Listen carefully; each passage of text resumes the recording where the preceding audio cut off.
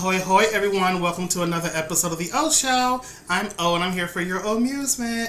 And hey, you guys, I got some good news. I got a good review this time, okay? So, over the weekend, I went to see Inside Out 2, 2024 release. Brought to us by Disney Pixar. And I do have to say, I really enjoyed myself. Now, I loved the first Inside Out. I thought it was really clever what they did. And so I was like, you know what? We got this. I'm going to go to this movie theater and I'm going to walk out happy, right? And sure enough, I did. Okay? This is what I should have felt when I watched that stupid Wish movie. But anyway, that's in the past. That's last year. Yes. So we have Riley. She's back. And now she's 13 years old, which means she's about to experience that fun time in her life that we all experience. The joys of puberty. So we have our 5 returning emotions. We have joy, sadness, disgust, anger, and fear. Now, apparently there was this disagreement, I guess, in people's pay. Like, Amy Poehler got millions of dollars to return, but I guess everyone else was getting $100,000 or something. So Bill Hader and Mindy Kaling didn't come back because there was money disputes. So we got 2 new voices, somebody and somebody. Tony Hale is Fear. And honestly, if I didn't know that, I wouldn't even thought twice about there being a different voice actor. So we got our 5, and then when puberty hits, it literally comes in like a wrecking ball, okay? The whole control room is torn to pieces. This construction crew comes in, they put in a new board, and then we get is it 4 or 5 new emotions? So we have anxiety, envy, embarrassment, and ennui. I was like, what the hell is ennui? Did I not learn that word in school? But apparently it's boredom. So I was like, oh, okay. Okay, yeah, so it's just 4. As we all get older, as we all know, anxiety takes over. And I couldn't help but think about all the times when I became a teenager, you know what? It was around that time I started getting crazy and just getting with situations and moments. And I get it. I see you did Pixar, clever writing. Now, what was really crazy is Anxiety is played by, I believe her name is Maya Hawke. I think it's Maya Hawke, who's Ethan Hawke and Uma Thurman's daughter. But it's funny because the whole movie, I kept getting Emma Stone vibes. I didn't know it was not Emma Stone. I had to look the cast up when the credits were going up. And I was like, oh, that wasn't Emma Stone? Okay. Also, by the way, you guys, I get this super cool Coca-Cola cup from the theater. I'm not going to tell you how much money I spent on this mess. But look! Oh, it lights up. So now I have extra cool drinks now. You don't. Ooh, it's like magic. Mary Poppins. Okay, so for anyone to watch the movie, I went to it was 11 o'clock show. And it wasn't really full, but it was enough people in there and kids. You know what was driving me crazy is that when the movie started, it takes place with her playing sports, so you hear this sport music in the background, and I thought I was going deaf. I just sat through 20 minutes of trailers, and then the movie starts. And when people are talking, it's loud enough. I can hear people talking fine.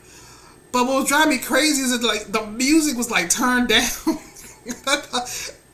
I thought I had to pop my ears. I was like, oh no, there's something wrong with my ears. Did anyone else find that as a thing? I thought maybe because there's, I don't know, kids inside, they somehow turned the music down and brought the voices up. I don't know, but that was driving me fucking crazy. So anyway, we got Riley, and she loves hockey, and her and her friends are so good that this coach comes over to them and says, "Hey, I got this hockey camp tomorrow. Would you like to come for 3 days?" And of course, the kids are like, "Yeah." Like, who the hell just says like camp tomorrow? like, I got plans already. Oh my god, that coach was like torture. Like she was happy in one scene, and then when they got to camp, she was like, "Fuck that! Put your stuff down and go practice." Like, I thought the movie's gonna be about her. I thought she was gonna be the bad guy, but it's just Riley seeing like the older kids, and she's there with her two friends. But now she's like, "Well, they're not gonna go to the same high school as me next year, so I'm gonna go hang out with the cool kids." And you have that friction between the girls, and I think I kind of would have liked. So the movie is the 3 days that she's at camp, and all the emotions that she's feeling then. But if you're gonna like play on with the puberty thing, I probably would have liked more camp story vibe, you know? Because it just seems like she was practicing and then go to bed, practice then go to bed. But like, you know, if you're at a camp, you know, maybe there's a boy she sees and she likes or something, and you know, maybe there's like the tension between the girls could have been like a little more like, I don't know, that was just me. I just figured if there was like a puberty storyline, like 3 days, like you're just playing hockey, like okay, it is what it is. But the rest of the movie is awesome, so I'm not shitting on the movie. I think the jokes in this movie really land. That's the awesome thing about Disney and like Pixar. Like you could watch a movie with kids, and the kids will like what they like, and the adults will get all the jokes that the kids don't get. And there's one point where like the parents dropped Riley off, and the dad was like, "Ooh, what are we gonna do?" And the mom said something, I don't know, and then the dad just looks at her like, "Really, we're not gonna like fool around?" Like, you know, he makes that face like, "Oh, the kid's gone. Like, we're not gonna like." There's also this cute scene where, like, the new emotions get rid of the old emotions, and like how they say like, "I'm bottling up my emotions." So they actually like bottle the emotions up like in this jar, and they poke holes on top of it, like, you know, like when you catch bugs outside. So I was like, "Oh, I see what you did there, Disney." Okay. Later on, when the new emotions get rid of the old emotions, they end up in this vault section of Riley's mind, and in it, and she has like this character named Bloofy, and Bloofy has a fanny pack named Pouchy. It was so funny. Like, Bloofy is like, kind of reminds you of like Blue's Clues. Like, he's always breaking the fourth wall. And there's a point, they're like, "Who are you talking to?" And then when you see the back angle of him, like he's just like staring at the wall talking like, "Hey, you guys, blah, blah, blah, blah. How do we get out of this mess?" And then the stuff that comes out of Pouchy, like, so funny. I thought that was super cute. That was cute. There was this Nintendo character named, I think his name was Lance, and he's kind of like a Zelda-looking dude, and his animation looks like a cart or a video game from like the 90s, the way he walks and everything. And then there's also Riley's deep, dark secret. I think it's his name. He's like this death-looking guy, and he's holding this secret. And let me tell you, I figured there was going to be an after credit scene, especially like when the lights don't turn back on when the movie's over. So I was like, okay, I'll sit through this and see what's at the end. And then at the end, like, Joy goes back to the vault, and she's like, "Okay, now, deep dark secret, like, what is it?" And I'll be damned if that man said. He was like, "Oh, remember that time we burnt a roll?" I'm sorry. And he was like, "It was the time that we burnt a hole in the carpet." And I threw my hands up like, I'm waiting for this shit. A hole in the carpet.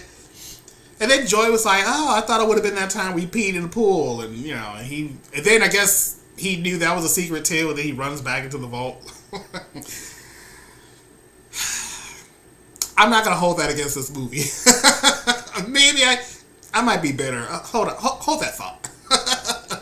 But yeah. So, and there also is another character, kind of.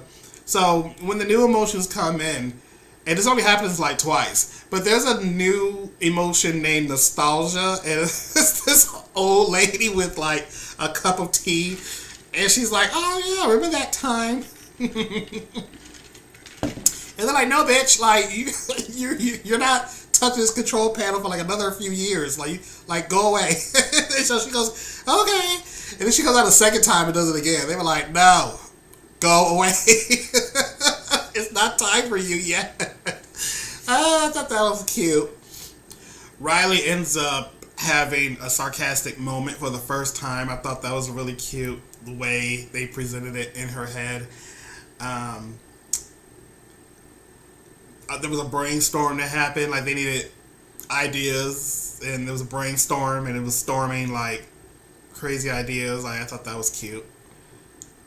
And then when all the emotions, not all of them, when anxiety like goes out of control and the old emotions find their way back to the control room to save the day, like Riley suffers this like panic attack while she's playing hockey. And let me tell you guys, like, I remember the first movie with that whole like Bing Bong like character. I was like, oh no, I'm not crying, you're crying. And I found myself sitting in this theater like, oh no, this is the sad part. And I know I kept having to yeah, I was gonna break down, okay? I was gonna lose it. But other than that, like, it's really good. And I saw the movie Saturday.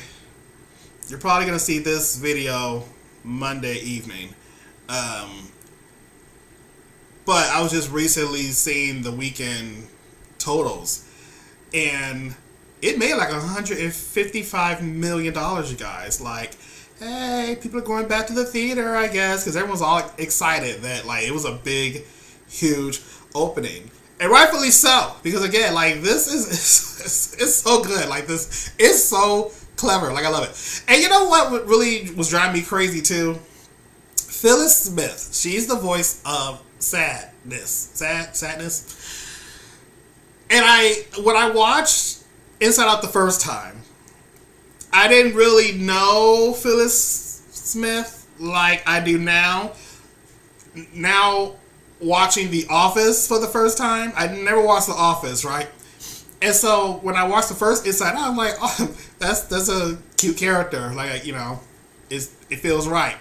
And now watching this movie and now knowing that whole Phyllis Smith character from The Office, and then hearing her in this movie, like, I have a whole new like love for Phyllis Smith. I was super appreciating her being in the movie. I'm like, this casting is like perfect. So I just want to throw that out because every time she talked, I was like, I love this lady. I love her so much. All right, so how will I rate Inside Out 2? You know what? I'm going to give Inside Out 2 4 shots. Okay? Very good. I did enjoy myself in it. And now I need to wait for this movie to come out so I could buy the DVD combo of the first movie and the second movie. Do we need a third movie? I do also kind of like, I think it's like 10 years. I think the first movie came out 10 years ago. So, I don't know if that's on purpose, just to kind of let us think like, oh my god, like she's been growing up after all these years and now she's 13. Whatever. Are they going to wait like another 10 years and then Riley is growing up? I don't think we need a part 3. I think the movie is like perfect where it is. You got your point across. Let's just leave good stuff alone. Alright, so cheers.